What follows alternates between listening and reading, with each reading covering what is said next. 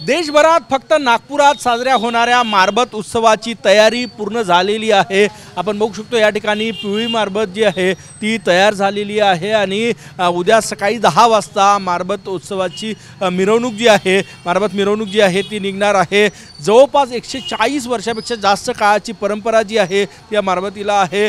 देश जेव्हा गुलामीत होता तेव्हा गुलामीचे पाश तोडून स्वातंत्र्य मिळावं यासाठी 1885 साली पिवळ्या मारबतीची सुरुवात झाली आणि तेव्हापासून अखंडितपणे म्हणजे कोरोनाचा काळ सोडला तर अखंडितपणे ही मारबत जी आहे ती या ठिकाणी सज्ज होत असते आणि मारबत पोळ्याच्या पाडव्याला मारबतची मिरवणूक निघत असते काळ्या आणि पिवळ्या मारबतीची। आपण बघू शकतो देशभरात फक्त नागपुरात हा उत्सव साजरा होतो आणि त्याची तयारी जी आहे ती पूर्ण झालेली आहे। काळी मारबतसुद्धा तयार झालेली आहे आणि पिवळी मारबत आपण बघू शकतो या ठिकाणी सज्ज आहे। पिवळी मारबत म्हणजे समृद्धीचं प्रतीक म्हणून पिवळ्या मारबतीकडे बघितलं जातं, तर समाजातल्या ज्या अनिष्ट रूढी परंपरा आहे त्याचं प्रतीक म्हणून काळी मारबत जी आहे ती सुरू करण्यात आलेली आहे आणि आपण हे दृश्य या ठिकाणी बघू शकतो।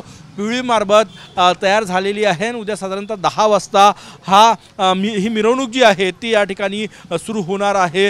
हजारो लोक ही मिरवणूक पाहण्यासाठी या ठिकाणी येतात आणि देशभरात फक्त नागपूर असं शहर आहे जिथे हा मारबत उत्सव जो आहे तो साजरा केला जातो ना। लाखोच्या संख्येनं लोक उद्या रस्त्यावर येतात।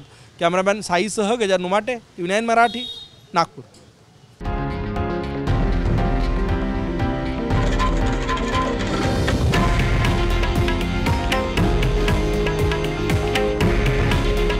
हे आहे देशातील नंबर 1 न्यूज नेटवर्क आणि आपण पाहत आहात TV9 मराठी।